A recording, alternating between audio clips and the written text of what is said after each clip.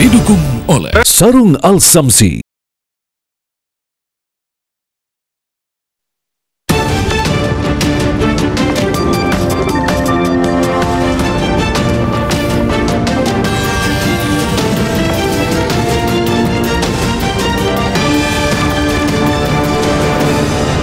Kami awal informasi pertama untuk Anda, pemirsa. Kebakaran menghanguskan 4 lapak yang berada di pinggir rel kereta api di Jalan Pademangan Raya 5, wilayah Jakarta Utara.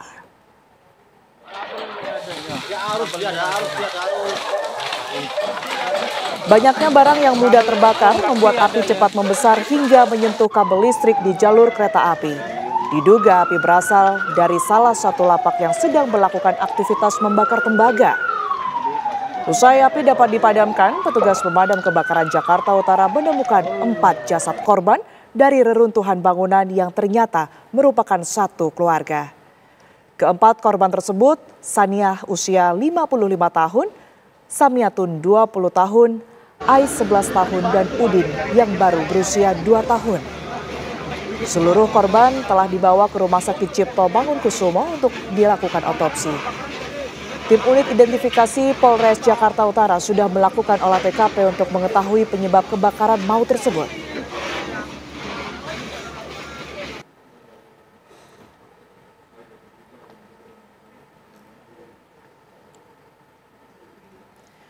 Pasca terjadinya ledakan tabung gas 12 kg di sebuah rumah di perumahan Taman Palem Lestari, Cengkareng, Jakarta Barat, Kepolisian Unit Reskrim Polsek Cengkareng menggelar olah tempat kejadian awal. Polisi juga telah melakukan pemeriksaan terhadap 2 orang saksi untuk mengetahui pasti penyebab terjadinya ledakan. Kapolsek Cengkareng Kompol Fernando Saharta Saragi mengatakan saat ini tercatat ada 2 orang korban luka akibat ledakan ini yang saat ini masih mendapatkan penanganan medis. Rencananya olah tempat kejadian perkara akan kembali dilakukan Pusat Laboratorium Forensik Mabes Polri untuk mengetahui pasti penyebab terjadinya ledakan ini.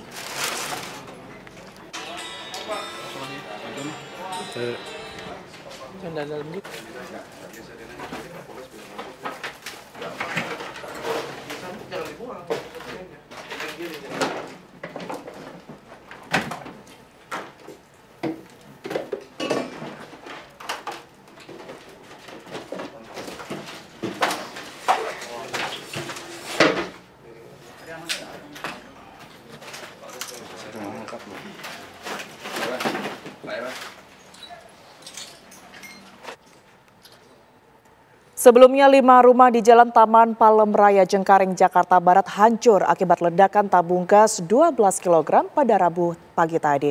Dalam peristiwa ini, pemirsa, seorang lansia menjadi korban ledakan dan langsung dibawa ke rumah sakit untuk mendapat pertolongan.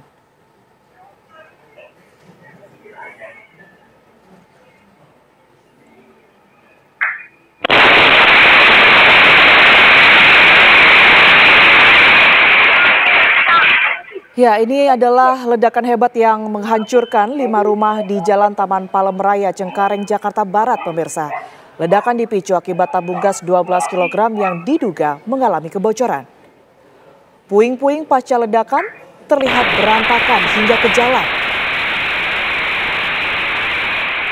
Peristiwa terjadi sekitar pukul 6 pagi tadi saat pemilik rumah yang merupakan seorang lansia diduga sedang menyalakan kompor. Akibat ledakan tersebut, korban pun mengalami luka-luka dan langsung dibawa ke RSUD Cengkareng. Saat ini lokasi kejadian sudah dipasangi garis polisi guna kepentingan penyelidikan pihak kepolisian.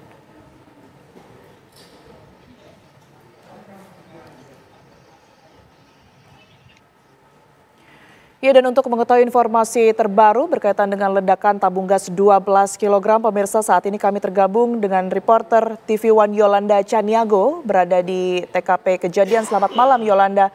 Seperti apa kemudian lokasi kejadian meledaknya tabung gas LPG saat ini?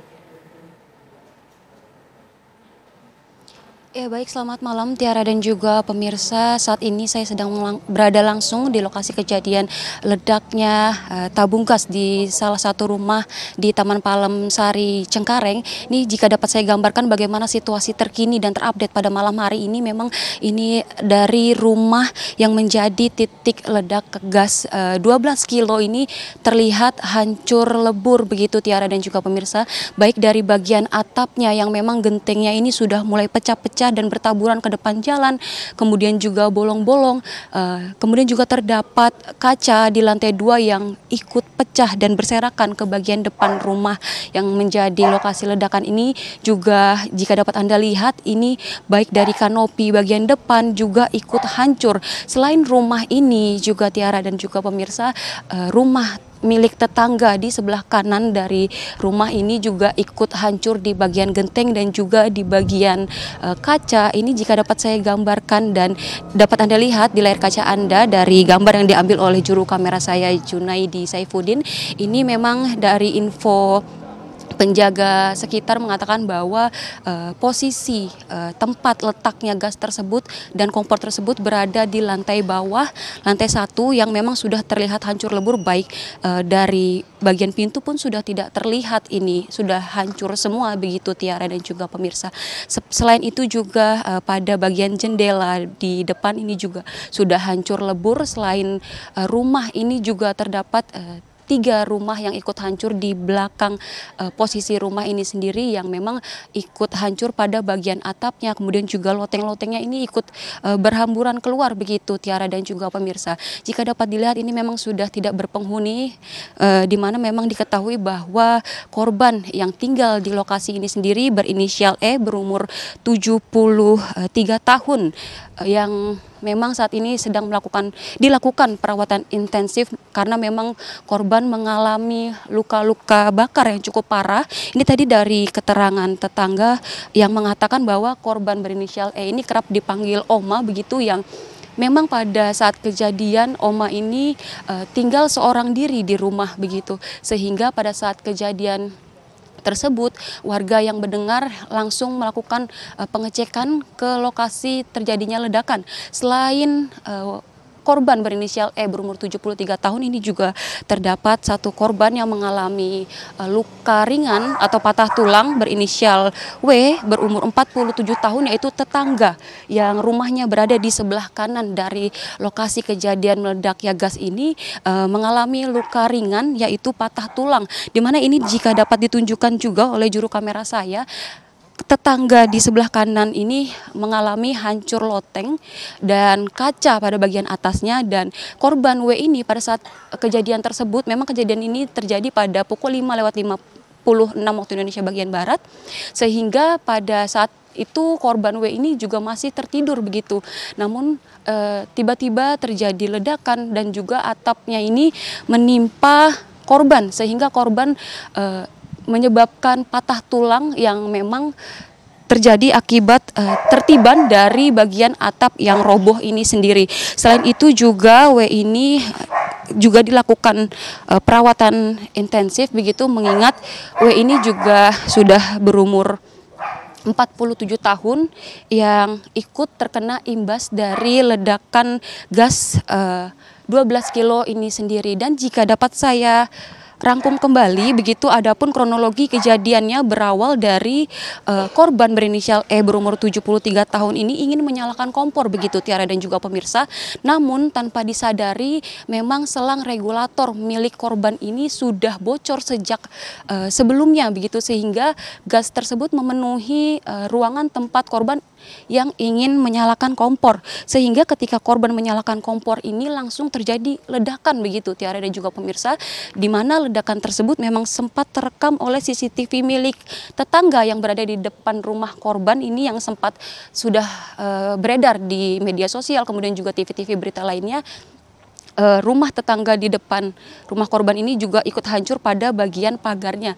Dan untuk keterangan lebih lanjutnya dari RW setempat juga mengatakan bahwa tadi juga sempat datang Kanit Reskrim Cengkareng yang sudah melakukan pemeriksaan untuk lokasi meledaknya gas ini sendiri, namun belum ada keterangan lebih lanjut terkait kerugian yang disebabkan dari ledakan gas ini sendiri juga belum dapat diketahui, mengingat memang ini jika dapat Anda lihat tadi juga sudah terlihat sangat hancur begitu, kemudian juga ada 3 rumah lainnya di belakang milik warga yang kena imbas dari ledakan ini sendiri. Sementara demikian, Tiara, kembali ke studio. Baik, Yolanda Caniago melaporkan langsung dari Cengkareng, Jakarta Barat. Terima kasih Yolanda, selamat bertugas kembali. Pemirsa, sebuah kapal di galangan kapal Kota Batam meledak hingga menimbulkan korban jiwa. Insiden ledakan ini terjadi pada Rabu sekitar pukul 4 subuh.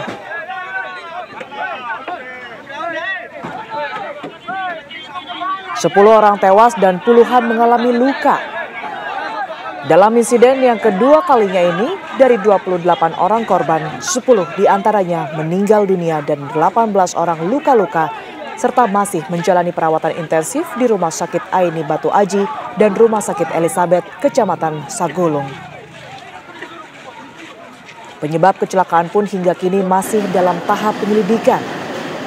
Hingga kini pemirsa, tim Inafis Polda Kepri dan Satreskrim Polresta Barelang masih melakukan penyelidikan.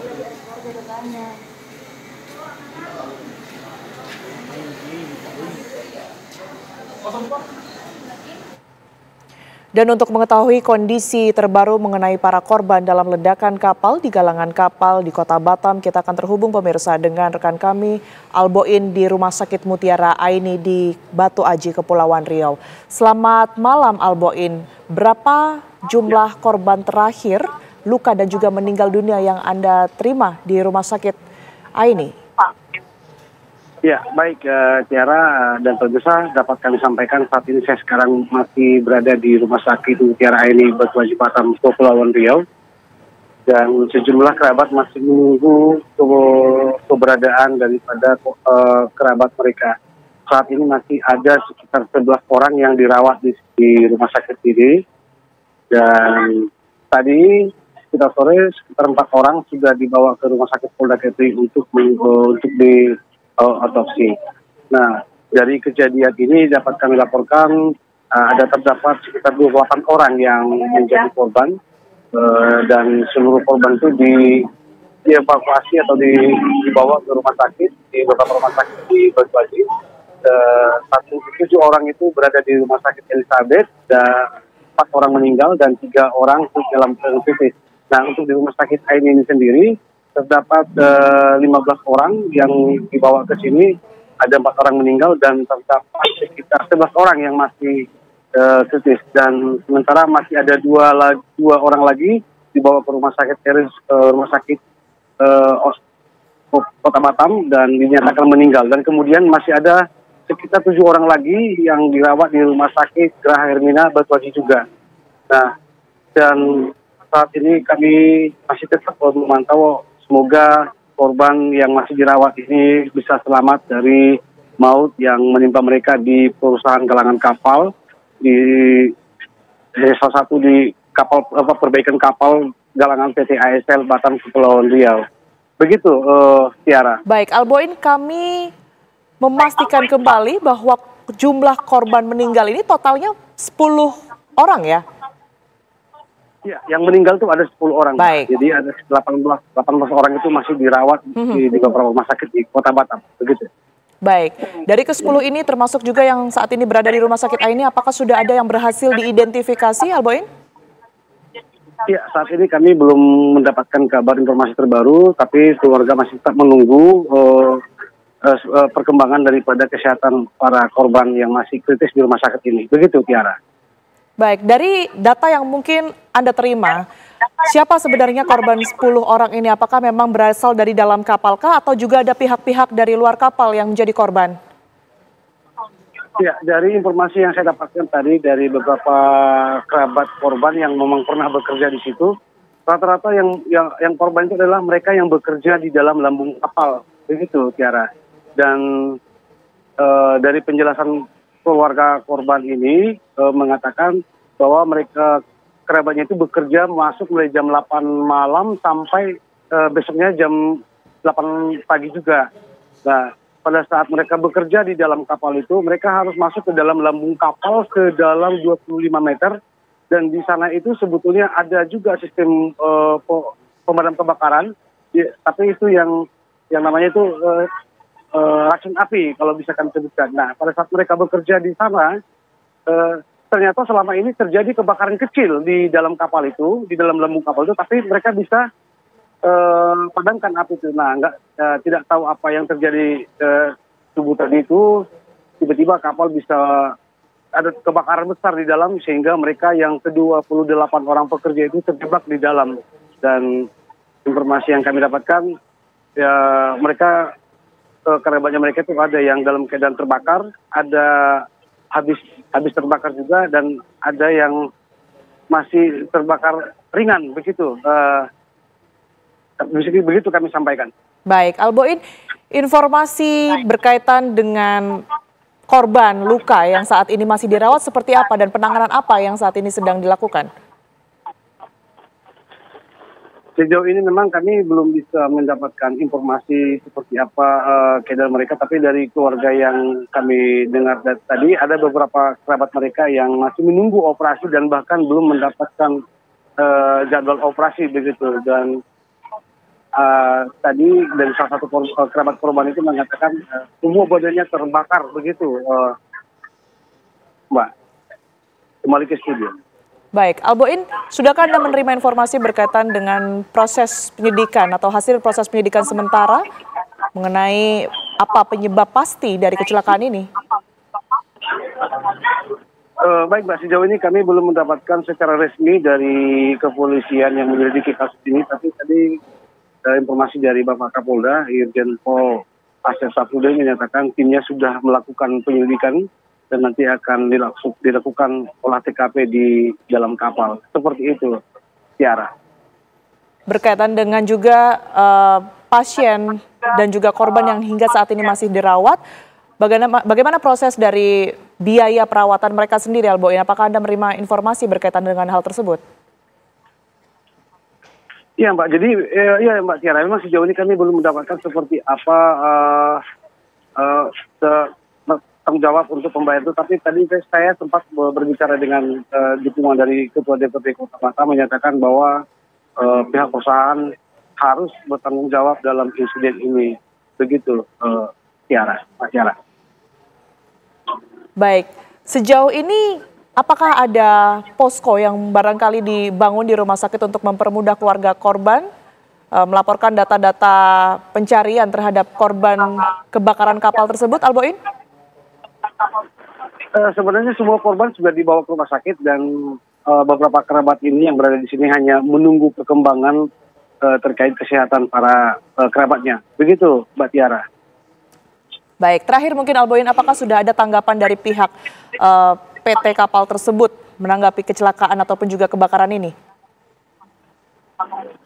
Nah, sejauh ini belum kami dapatkan informasi. Kemungkinan besok kami juga akan mencari terkait apa penyebabnya. Dan kalau memang pun kami tidak bisa mendapatkan informasi itu, kemungkinan besar kami akan mendapatkan dari pihak kepolisian untuk mendapatkan penjelasan apa penyebab ataupun kronologis terjadinya kebakaran di dalam kapal itu.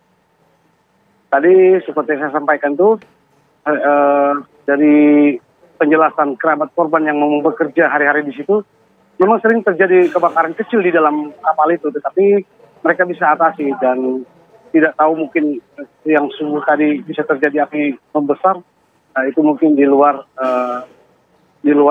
pemikiran di luar kendali kita. Baik. Seperti itu, Tiara. Baik, terima kasih atas informasi yang sudah Anda berikan di Kabar Utama Malam. Alboin melaporkan langsung dari Batam, Kepulauan Riau. Selamat bertugas kembali. Pemirsa, perundungan terhadap 6 siswa sekolah menengah pertama di Kabupaten Bekasi, Jawa Barat ini viral di media sosial. Para siswa yang masih duduk di bangku kelas 8 di sekolah negeri itu mendapatkan kekerasan fisik dari kakak kelas mereka.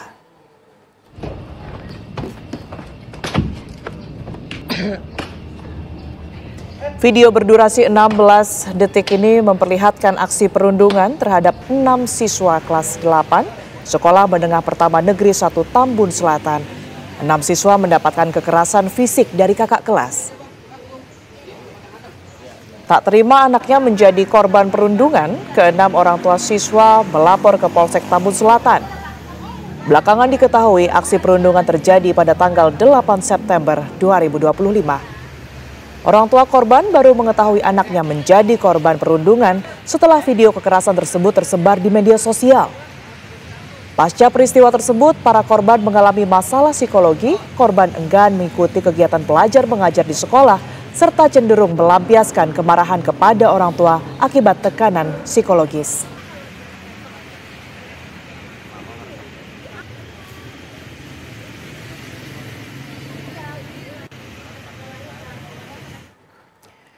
Kepala Sekolah SMAN 1 Cimarga Serang, Banten yang sempat berpolemik dengan muridnya yang ketahuan merokok dipertemukan Gubernur Banten Andra Soni. Dalam pertemuan tersebut, pemirsa, Kepala Sekolah SMAN 1 Cimarga, Dini Fitria, bertemu muridnya Indra di ruang kerja Gubernur Banten Andra Soni di kawasan Pusat Pemerintahan Provinsi Banten, Kota Serang hari ini. Keduanya saling menyampaikan permintaan maaf dan bersepakat memaafkan satu sama lain. Dini Fitria juga mendoakan muridnya Indra menjadi pribadi yang sukses. Pertemuan tersebut juga turut dihadiri oleh wali kelas Indra, dan atas peristiwa ini pemirsa sebanyak 630 siswa SMAN 1 Cimarga yang sebelumnya mogok sekolah kini sudah mulai masuk kembali belajar.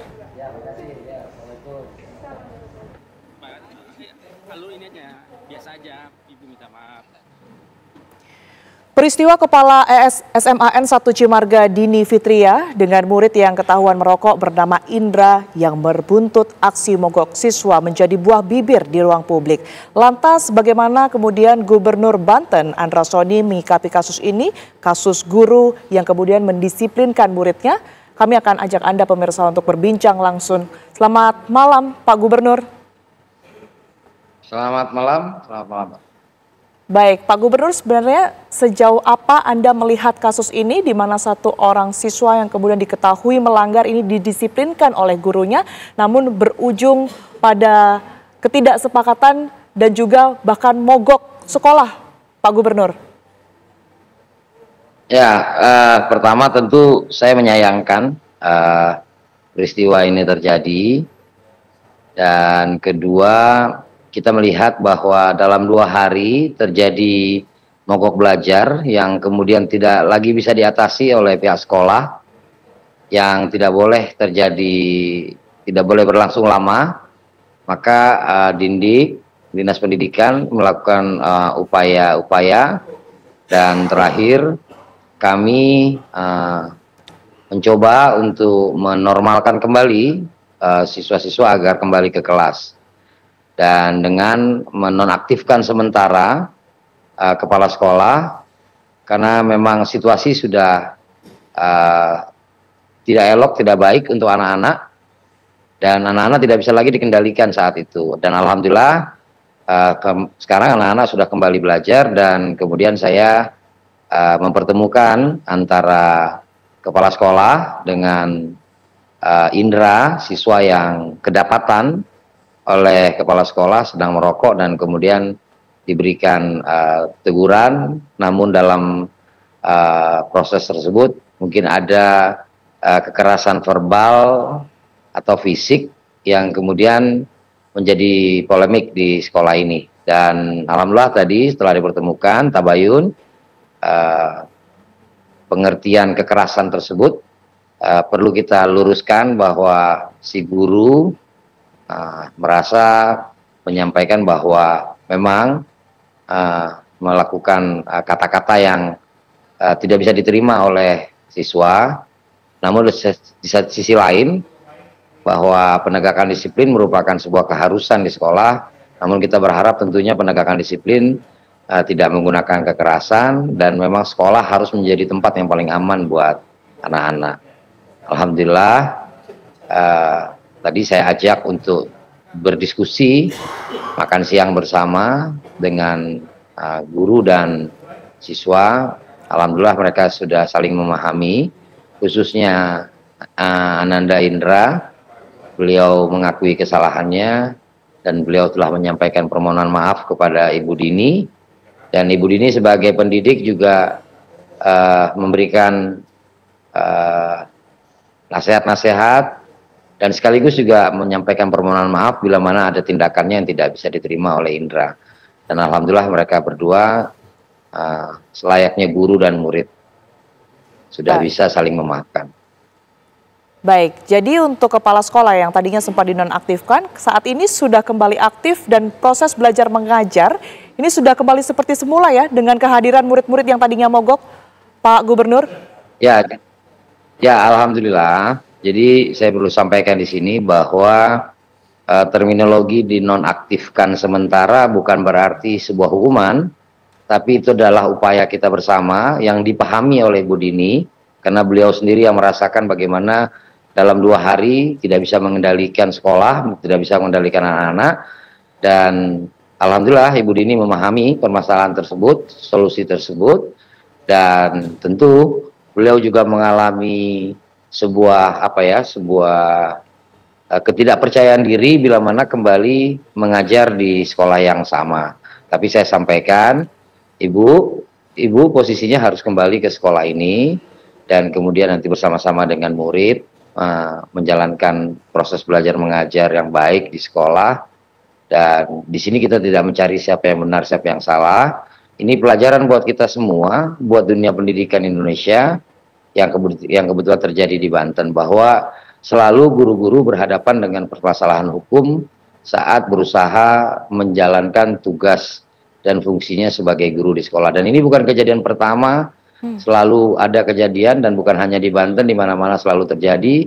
Bahkan ada yang guru yang terpaksa harus berhadapan dengan hukum dan mendapatkan hukuman dalam rangka melaksanakan tugasnya. Jadi kurang lebih yang bisa kita simpulkan di sini bahwa tindakan pendisiplinan itu penting, tapi kekerasan harus dihindari sehingga sekolah harus menjadi tempat yang paling aman untuk siswa-siswa kita. Baik, Pak Gubernur, adakah himbauan khusus Pak agar peristiwa serupa ini tidak terulang khususnya di dunia pendidikan dan khususnya juga di Banten? Ya, disinilah saya kembali merefleksi diri ya. Saya juga pernah di sekolah, saya juga pernah mengalami yang namanya penegakan disiplin oleh guru.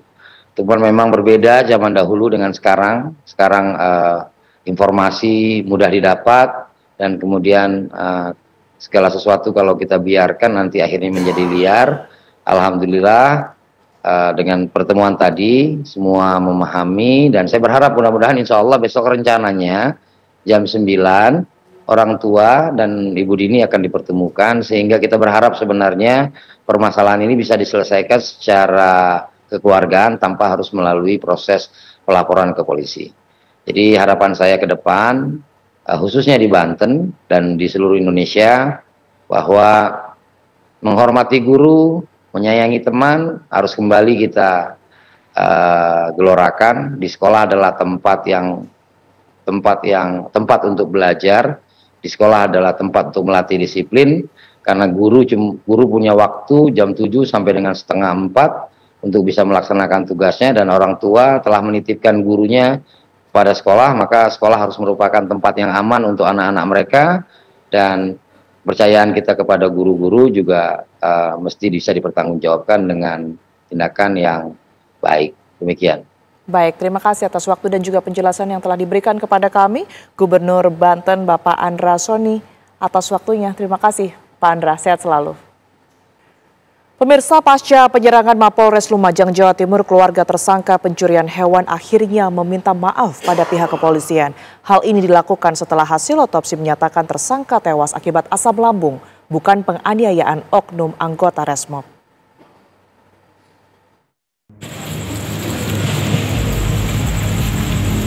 Enam anggota keluarga tersangka pencurian hewan, Rudi Hartono alias Rudi Kelvin, mendatangi Mapolres Lumajang didampingi Kepala Desa Ranowurung, Kecamatan Randu Agung. Mewakili keluarga tersangka, Kepala Desa menyatakan permohonan maaf atas insiden penyerangan Mapolres pada Minggu malam lalu yang dipicu kesalahpahaman informasi penyebab kematian tersangka. Kami datang ke sini ingin meluruskan kesalahpahaman yang telah terjadi. Yang kedua itu kami sekaligus ingin meminta maaf atas apa yang telah terjadi sehingga menyebabkan kerusuhan. Kapolres Lumajang AKBP Alexandi Siregar menyatakan menerima permohonan maaf keluarga tersangka serta akan melakukan penghentian perkara hukum sesuai prosedur yang berlaku. Kita dari Polres Lumajang memaafkan sepenuhnya. Kami anggaplah itu suatu hal yang memang situasional yang masih emosional.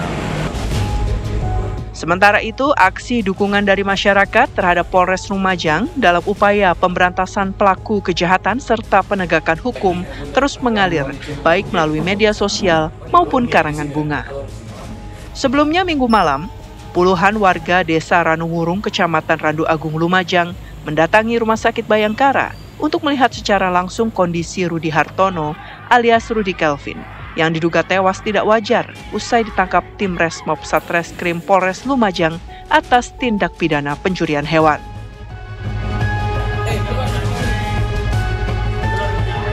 Massa yang sudah terlanjur emosi dan menduga tewasnya korban akibat dianiaya oknum anggota Resmob akhirnya melampiaskan kekesalannya dengan melakukan penyerangan dan perusakan Mapolres Lumajang. 18 orang terduga pelaku penyerangan Mapolres sebelumnya ditangkap, akhirnya dipulangkan. Dari Lumajang, Jawa Timur, Wawan Sugiarto, TV One mengabarkan.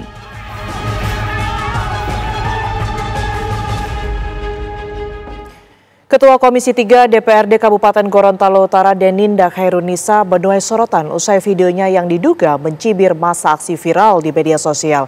Deninda membantah dan meminta maaf serta menegaskan bahwa ia tidak mengejek masa aksi. UMP, kasihan karyawan-karyawan di Gorontalo Utara yang ada digaji 600.000. Deninda Khairunisa, Ketua Komisi 3 DPRD Kabupaten Gorontalo Utara Gorontalo, viral di media sosial lantaran menunjukkan mimik wajah yang diduga mencibir saat masa aksi menyampaikan aspirasi di depan kantor DPRD pada Senin. Dalam video yang beredar, Deninda tampak menampilkan ekspresi senyum sinis dan memanyunkan bibir ketika salah satu orator tengah berpidato menyuarakan tuntutan rakyat. Ekspresi Deninda pun memicu kecaman dari warganet. Pasalnya, aksi tersebut dinilai publik tidak menghormati masa aksi. Menanggapi aksinya yang viral, Deninda membantah tudingan mengejek hingga meremehkan pengunjuk rasa.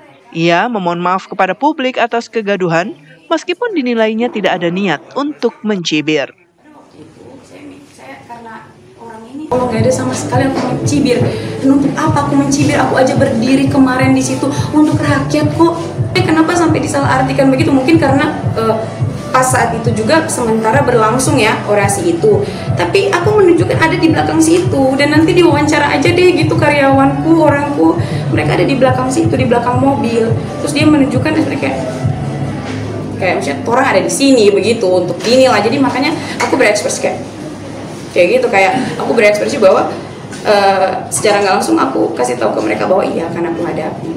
UMP, kasihan karyawan-karyawan di Gorontalo. Sebelumnya, aksi massa memprotes terkait dugaan adanya praktik percaloan dalam perekrutan pegawai pemerintah dengan perjanjian kerja atau PPPK paruh waktu di daerah tersebut. Ada digaji 600.000, 700.000. Dari Gorontalo, Kadek Sugiarta, TV One mengabarkan. Kajian dengan pihak keuangan untuk bisa menaikkan karyawan di Gorontalo Utara yang ada digaji 600.000, 700. Pemirsa, sebuah bangunan 2 lantai yang dijadikan mes karyawan di Jalan Palmerah Selatan, Jakarta Barat ludes terbakar. Kebakaran yang terjadi pada Rabu siang ini diduga akibat arus pendek listrik dari salah satu kamar yang berada di dalamnya.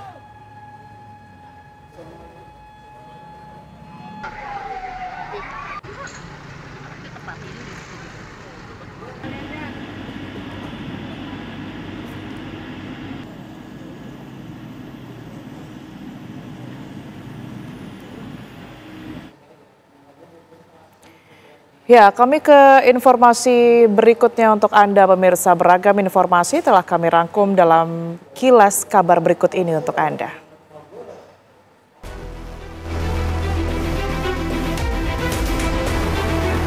10 orang tewas dan belasan orang terluka akibat kapal tanker meledak saat dalam perbaikan di galangan kapal Tanjung Uncang, Kota Batam, Kepulauan Riau. 18 korban luka dilarikan ke 4 rumah sakit. Penyebab terjadinya ledakan masih dalam tahap penyelidikan. Tim Inafis Polda Kepri dan Satreskrim Polresta Barelang telah diterjunkan ke lokasi kejadian untuk mengumpulkan bukti serta memeriksa saksi-saksi di lapangan.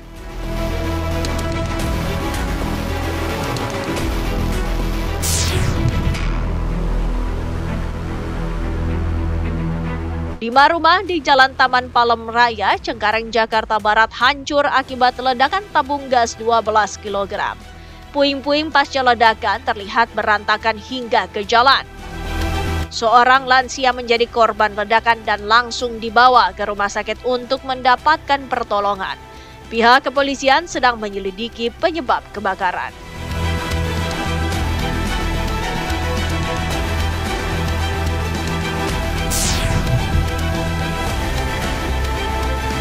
Kepala SMA N1 Cimarga, Lebak, Banten, Dini Fitria dengan murid yang ketahuan merokok bernama Indra bersepakat memaafkan satu sama lain.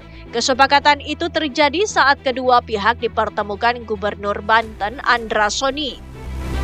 Gubernur Banten memfasilitasi pertemuan itu di ruang kerjanya di kawasan pusat pemerintahan Provinsi Banten, Kota Serang pada Rabu 15 Oktober 2025. Usai saling memaafkan, Dini Fitria juga mendoakan muridnya itu menjadi pribadi yang sukses. Saat ini sebanyak 630 siswa yang sebelumnya mogok sekolah kini sudah mulai masuk sekolah kembali. Tim TV One mengabarkan.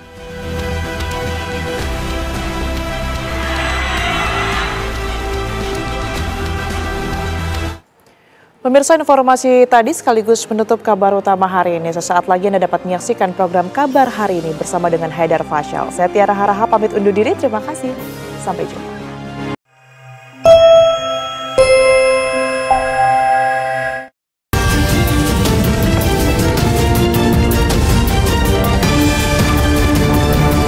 Didukung oleh Sarung Al-Samsi.